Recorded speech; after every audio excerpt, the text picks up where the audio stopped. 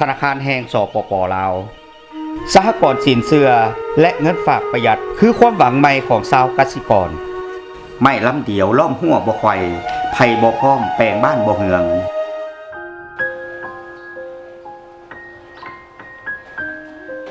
สบายดีป้าสบายดีหลานมาเฮ็ดหยังอยู่ธนาคารนี่หลานว่าสิมาขอกู้ยืมเงินนำธนาคารเพิ่นนี่แหละอ้าวหลานสิเอาเงินไปเฮ็ดหยังธุรกิจเลี้ยงไก่หลานก็คือว่าไปได้ดีอยู่ก็ย้อนว่าได้ดีหั่นแหละหลานจึงอยากขยายกิจการออกตืมผู้มาสั่งซื้อไก่น้ำหลานเพิ่นก็สร้างเป็นจำนวนหลายฟาร์มไก่หลานพัดตอบสนองเพิ่นบ่ทันหลานจึงมาขอกู้ยืมเงินนำธนาคารเพิ่นนี่แหละเที่ยวมาธนาคารก็หลายเทื่อแล้วป้าแต่ว่าเพิ่นหันบ่อนุมัติให้เทื่อการเที่ยวมาแต่บ้านก็ยุ่งยากลำบากค่าใช้จ่ายก็สูงหลานได้มานอนอยู่พี่ก็หลายคืนแล้วได้ป้าแต่ว่าเพิ่นก็บ่มีคำตอบเทื่อป้าเด้มีคำแนะนำให้หลานบ่ที่ผ่านมาหั่นหลานก็ยืมนำคนฮักแพงเป็นกันเองการกู้ยืมก็ง่ายแต่หลานก็บ่ไหวน้ำดอกเบี้ยเพิ่นเอาแพงโพดเอาจังซี่ซะคันเว้าไปมันก็สิยาวเด้เฮาไปล้มกันอยู่ในห้องการป้าไป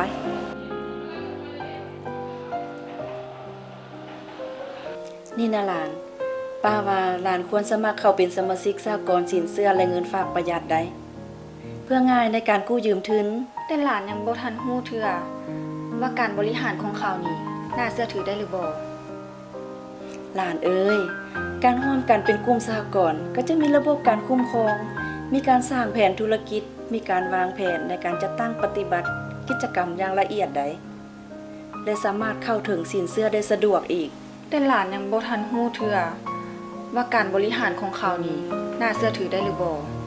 สหกรณ์สินเชื่อและเงินฝากประหยัดก็คล้ายคือกับสหกรณ์อื่นแม่นการจัดตั้งปฏิบัติธุรกิจแบบรวมหมู่ของผู้ประกอบการธุรกิจขนาดน้อยเช่นสาวกสิกรสาวสร้างหัตถกรรมสาวค้าขาย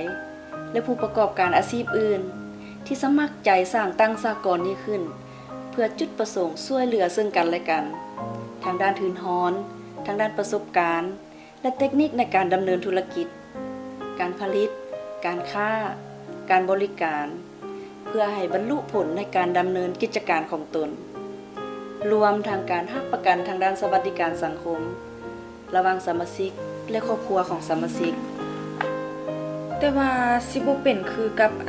สหกรณ์เก่าที่ลุงหลานเว้าสู่ฟังว่าป้าบ่ดอกหลานสหกรณ์ในเมื่อก่อนแม่นทางรัฐบาลเพิ่นเป็นผู้ระดมให้สร้างตั้งขึ้น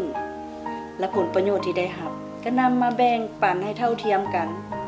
ทั้งหมดนี่ก็เพื่อค้ำประกันทางด้านเสบียงอาหารแต่การสร้างตั้งสหกรณ์ในปัจจุบันนี่นะ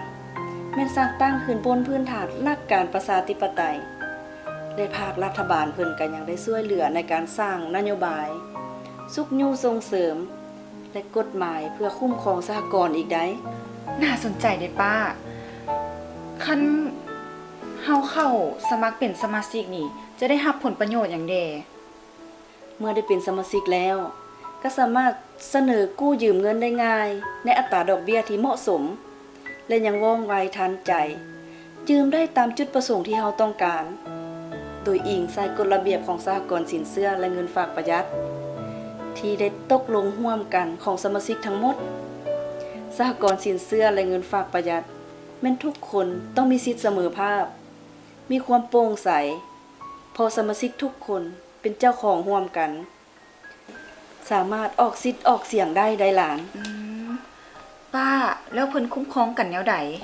ก่อนที่สหกรณ์สินเชื่อและเงินฝากประหยัดจะประสบผลสำเร็จได้แน่นอนสมาชิกพวกเราก็ต้องมีแรงจูงใจสมาชิกทุกคนต้องมีส่วนร่วมในการเป็นเจ้าการด้วยความจริงใจสัตย์ซื่อโปร่งใสเชื่อถือซึ่งกันและกันเต็มใจที่จะช่วยเหลือซึ่งกันและกันสมาชิกสหกรณ์เองเป็นผู้คัดเลือกเอาคณะคุ้มครองบริหารสหกรณ์ที่เป็นคนสัตย์ซื่อโปร่งใสจริงใจและสามารถตรวจสอบได้สมาชิกพวกเราต้องมีการติดตามกวดกาอย่างเป็นปกติต้องสร้างกฎระเบียบในการดำเนินงานแบบโปร่งใสให้แท้เหมาะกับสภาพตัวจริงนี่ได้หลาน สหกรณ์สินเชื่อและเงินฝากประหยัดผู้ที่ข้าเจ้าได้รับผลสำเร็จที่ผ่านมาหลานเบิ่งไหม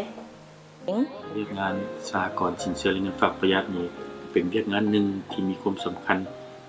รัฐบาลก็ได้ให้ความสำคัญต่อกับการสุขนุ่ส่งเสริมเพื่อสร้างความเข้มแข็งให้กับสหกรณ์สินเชื่อและเงินฝากประหยัดเนื่องจากว่าสหกรณ์สินเชื่อและเงินฝากประหยัดนี้ก็เป็นการท่อนโฮมเต้าโฮมทุนของประชาชนและก็แก้ไขความทุกข์ยากของประชาชนในกรุงเทพนั้นเพราะฉะนั้นนี้จากนโยบายของรัฐบาลธนาคารสปป.ลาวก็ได้จะตั้งผันขยายเพื่อสร้างเงื่อนไขให้ประชาชนได้มีการเต้าโฮมทุนและก็สร้างตั้งสหกรณ์โดยการยกระดับบรรดากองทุนบ้านที่มีอยู่แล้วนี้ขึ้นมาเป็นสหกรณ์พร้อมเดียวกันนั้นนี้ปัจจุบันสหกรณ์สินเชื่อและเงินฝากประหยัดที่ได้รับอนุญาตจากธนาคารในสปป.ลาวในปี 2005 นี้มีจำนวนทั้งหมด 31 แห่งซึ่งผ่านการเคลื่อนไหวติดตามมานี้ก็เห็นว่าทรัพย์สินจำนวนสมาชิกและทุนเงินฝากและก็ทั้งเงินกู้ของแต่ละสหกรณ์โดยเฉลี่ยและก็มีท่าเอียงเพิ่มขึ้น ความมุ่งหวังของพวกเขาก็แม่นว่าเพื่อสร้างกองทุนขึ้นมาก็เพื่อเฮ็ดให้ประชาชนเนาะมีอยู่มีกินเนาะให้ประชาชนมี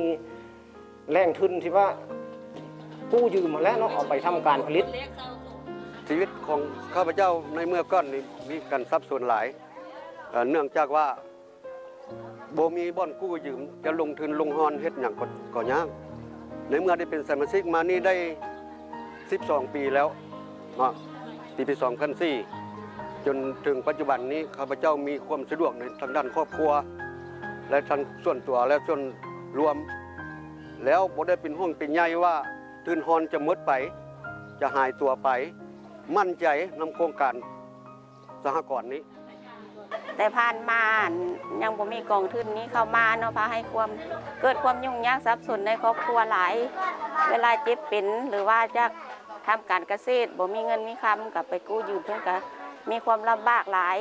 แต่ในปัจจุบันนี้ได้มีกองทุนก็พาให้สะดวกสบายในการกู้ยืมนี่หลายขึ้นแถมยังไปกู้ยืมมาแล้วยังได้เงินปันผลขึ้นมาอีกป้าถ้าเฮาอยากสร้างสหกรณ์สินเชื่อเงินฝากประหยัดจะมีเงื่อนไขอย่างใด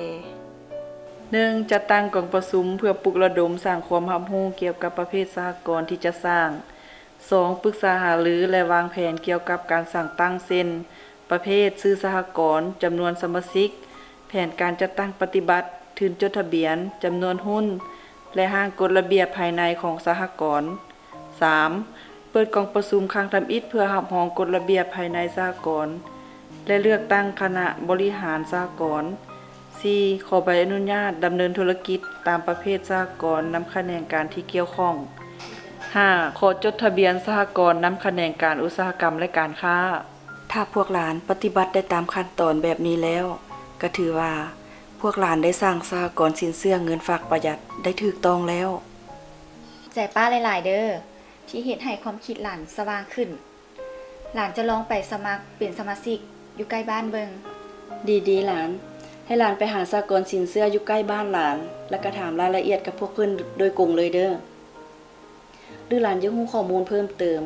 หลานก็สามารถติดต่อกับธนาคารแห่งสปป.ลาวได้ทุกสาขา www.dol.gov.la เบอร์โทร 021-265-712-15 หรือโครงการสหพันธ์สหกรณ์